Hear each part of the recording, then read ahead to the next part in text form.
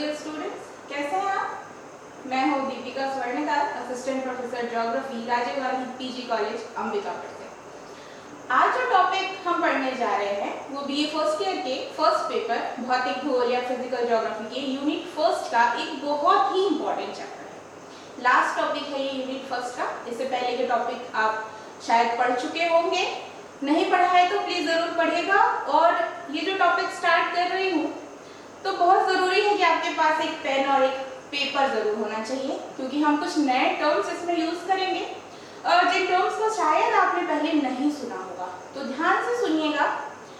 ये टॉपिक शायद आपने 11th और 12th में पढ़ा हो थोड़ा बहुत।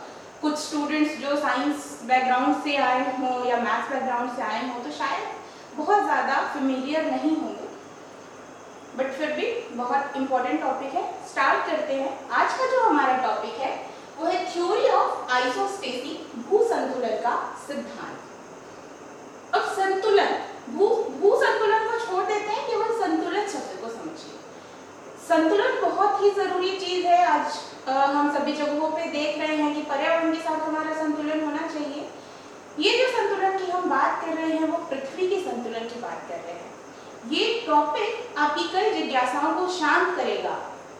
आपकी जो क्यूरियोसिटी होगी, कभी आपने ऐसा सोचा है कि हमारी पृथ्वी पे इतने सारे ऊंचे ऊंचे पर्वत हैं, पठार हैं, मैदान हैं, गहराई में सागर है, झील है, नदियां हैं, गर्त हैं, ये सारी चीजें पृथ्वी पे स्टेबल कैसे हैं, संतुलित कैसे हैं? कभी आपको ये नहीं लगता है कि चीजें गिर क्यों नहीं जाती हैं? हमको ये भी पता है कि जो हमारा अर्थ है वो रोटेट कर रहा है, परिभ्रमण कर रहा है, सूर्य के चारों परिक्रमा कर रहा है, पश्चिम से पूर्व की दिशा में। उसके साथ ही साथ में वो अपने अक्ष पे भी घूम रहा है।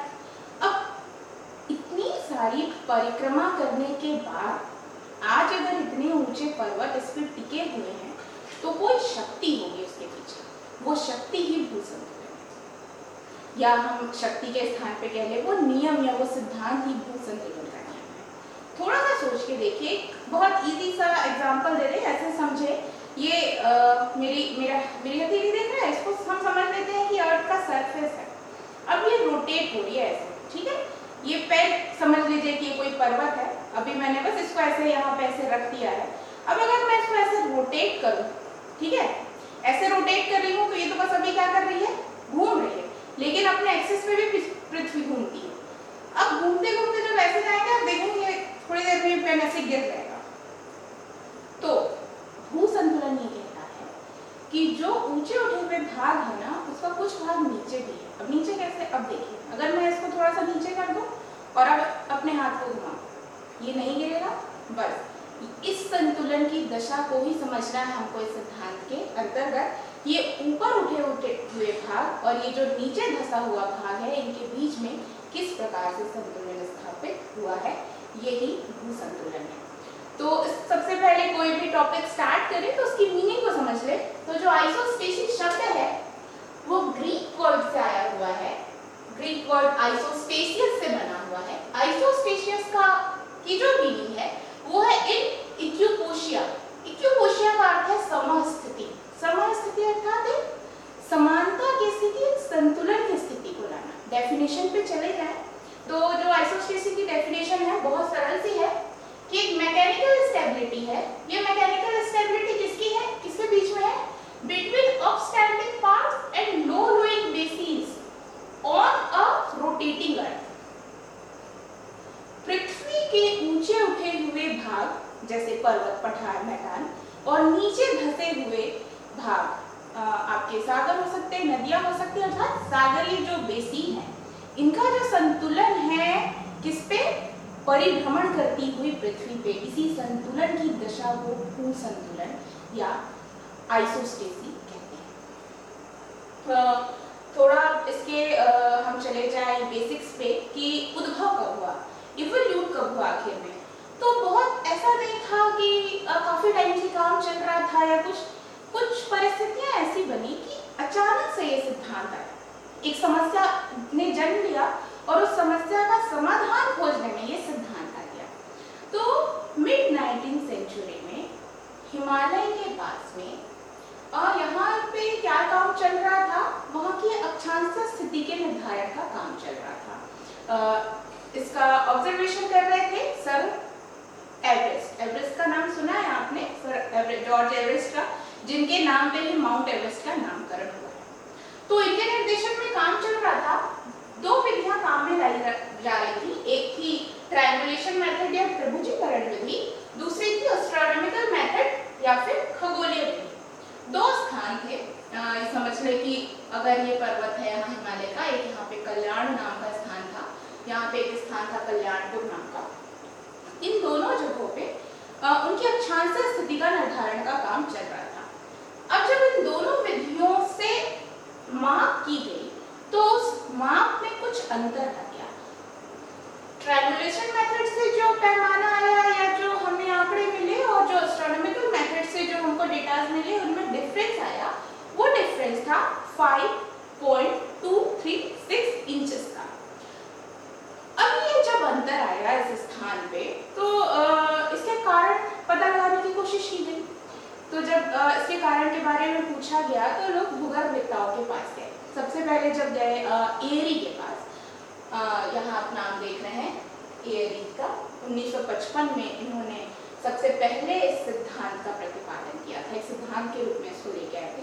जब इनके पास गए तो इन्होंने बताया कि ये जो परिवर्तन आ रहा है इसका कारण है हिमालय की आकर्षण शक्ति, क्योंकि जो कल्याण था, कल्याण नाम की जो जगह थी वो हिमालय से कुछ 60 किलोमीटर की दूरी पे थी। तो जो प्लम बॉब का हम यूज कर रहे थे त्रिभुजीकरण मेथड पे, प्लम बॉब साहुल और कांटा का नाम सुना है, प्रैक्टिकल करेंगे तो ये जो प्लम बॉब लटकाया गया ना, तो ये सीधे न लटक के इसकी ओर आकर्षित हो गया। तो जब आकर्षित हुआ तो इस आकर्षण शक्ति के कारण यहाँ पे डिफरेंस आया, ये कहते हैं एरी। तो एरी के अनुसार हिमालय की निकटता और हिमालय की आकर्षण शक्ति के कारण अक्षांशीय जो माप था उसमें अंतर आया। अब इसके बाद जब प्राट महोदय के पास गए, प्राट एक अलग भूगर्भविदता है, जब प्राट के पास गया तो उन्होंने अपने कुछ नए सिद्धांत देके या कुछ नए उन्होंने कैलकुलेशन किया और उसके आधार पे उन्होंने बताया कि ये जो अंतर आ रहा है वो 5.236 ना होके 15.885 होना चाहिए। अब एक नई समस्या आ गई। उन्होंने क्या किया प्राट ने कि संपूर्ण हिमालय को उन्होंने सियाल का बना हुआ मान लिया, जैसे कि महाद्वीप हिमालय सियाल के बने हुए हैं जिनका कि घनत्व 2.76 है। तो उन्होंने ये मान लिया कि हमारा हिमालय भी सियाल का बना हुआ है और उसके आधार पर उन्होंने अपना गणना की और बताया कि जो अंतर है वो 5.236 नहीं होके 15.885 होना चाहिए। अब एक नई समस्या आ गई कि अगर 5.236 अंतर आ रहा था, इसका मतलब कि हिमालय अपनी कम आकर्षण शक्ति का प्रयोग कर रहा था, ये प्राट का कहना था। अब आगे जाके हुआ ये कि प्राट एरी के मतों से एक नई समस्या ने जो जन्म लिया कि आखिर में ये जो हिमालय की आकर्षण शक्ति थी वो कम आकर्षण शक्ति का प्रयोग क्यों कर रही है। अब इसके लिए बहुत सारे फिर से प्रयास किए गए, लोगों से प्रश्न पूछे गए और कई सुझाव सामने आए, जिनमें से कुछ महत्वपूर्ण है। जो पहला सुझाव आया कुछ वैज्ञानिकों का, भूगर्भविदताओं का कहना ये था कि जो हिमालय है वो उसके अंदर वो चट्टानी नहीं है, वो खोखला है। चट्टानी ना हो के उसके अंदर बुलबुले भरे हुए हैं। तो अगर बुलबुले भरे हुए हैं तो उसका घनत्व कम हो जाएगा और घनत्व कम हुआ तो आकर्षण शक्ति कम हो गई। लेकिन ये मत बिल्कुल ही निराधार था। आप सोच के देखिए, क्या इतना बड़ा पर्वत किसी बुलबुले के भरे होने से खड़ा रह सकता है इतने वर्षों तक? तो ये मत भी वहां पे काट दिया गया। दूसरा एक मत दिया गया कि ऊपर जो भारी पदार्थ हैं पर्वत के, उनका जो संतुलन हो रहा है वो नीचे से कम घनत्व वाले पदार्थों से हो जाता है। एक मत ये आया।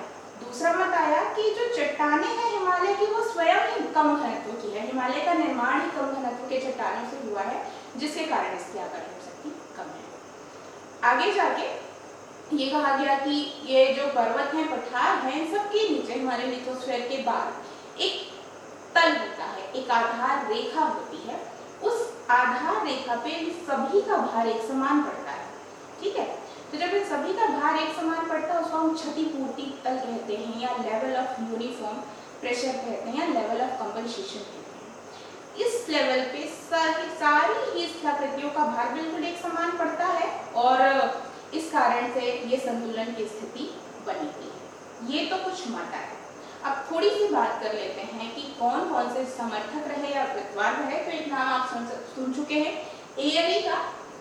ब्रिटिश थे, ये ब्रिटिश के थे। 1955 में इन्होंने सबसे पहले कॉन्सेप्ट दिया था आपके आइसोस्टेसी का।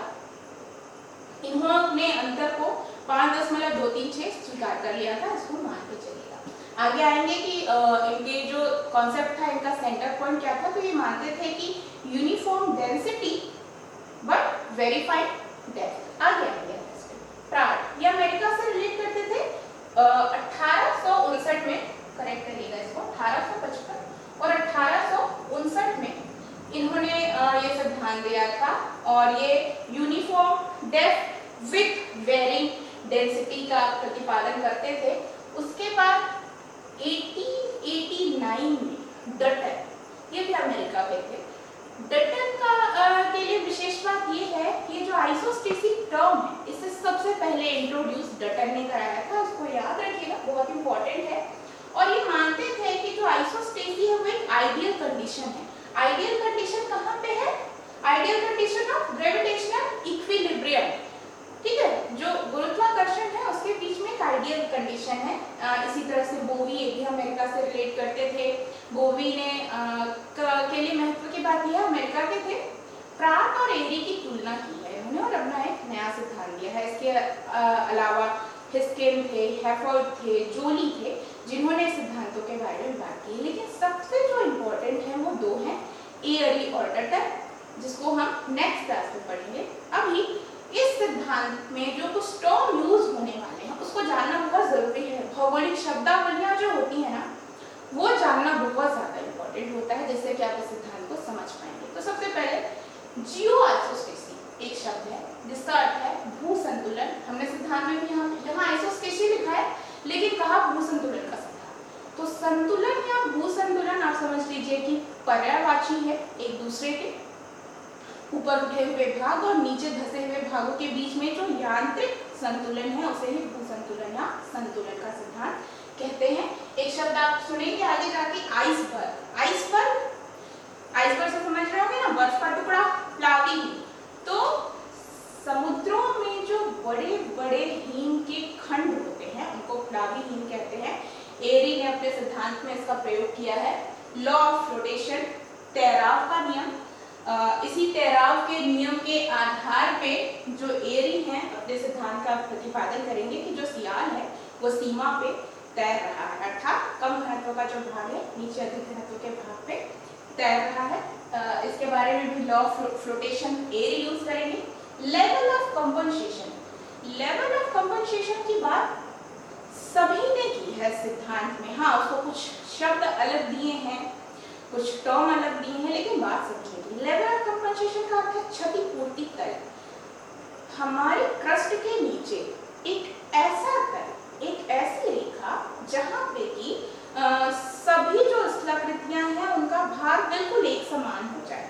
उसके नीचे, उसके बाद घनत्व में अंतर नहीं आएगा, उस रेखा पे नहीं आएगा, जिससे कि संतुलन की स्थिति हमारी बिल्कुल बनी रहेगी। इस लेवल ऑफ कंपनसेशन को लेवल ऑफ यूनिफॉर्म प्रेशर और आइसोस्टैटिक प्रेशर भी कहा गया है। आगे रूट फॉर्मेशन, रूट फॉर्मेशन का अर्थ है जड़ का निर्माण। इस जड़ निर्माण की बात एरी करते हैं कि जो हमारे पर्वत हैं इनकी लंबी जड़ें हमारे धरातल की गहराइयों में हैं। जैसे एक वृक्ष की लंबी जड़ होती है, जितनी लंबी जड़ होगी वृक्ष हमारा उतनी मजबूती से खड़ा रहेगा। तो बस इसी रूट फॉर्मेशन की बात करते हैं यहाँ पे। इसके बाद एक और बहुत इंपॉर्टेंट शब्दावली है, वो है zone of compensation. Level of compensation और जोन ऑफ कंपनसेशन में डिफरेंस ये है, प्राट बात करते हैं क्षतिपूर्ति तल की, और ये दूसरा शब्द है जिसको हम कह रहे हैं क्षतिपूर्ति मंडल। क्षतिपूर्ति तल अर्थात एक रेखा पे सारा भार एक समान होगा, जिस भार की कमियां ज्यादा होगी, जिस स्थलाकृति की, वहां पे उसकी क्षतिपूर्ति हो जाएगी। जोली ये कहते हैं कि क्षतिपूर्ति के लिए कोई एक रेखा नहीं है, बल्कि एक पूरा मंडल है जो कि 16 किलोमीटर का होता है और वहाँ पे आके सारे प्रकृतियों का जो भार है वो समान हो जाता है। तो आगे जाके सारे जो सिद्धांत हम आगे पढ़ेंगे उनमें आप इन शब्दावलियों को सुनेंगे, इनके अर्थ समझना बहुत ज़रूरी है। तो एक बार प्लीज़ आप नोट कर लें जिससे कि आप आगे की जो सिद्धांत है उसको समझ पाएंगे। नेक्स्ट क्लास में हम बात करेंगे एयरी और प्राट के भू संतुलन के सिद्धांत की। जय।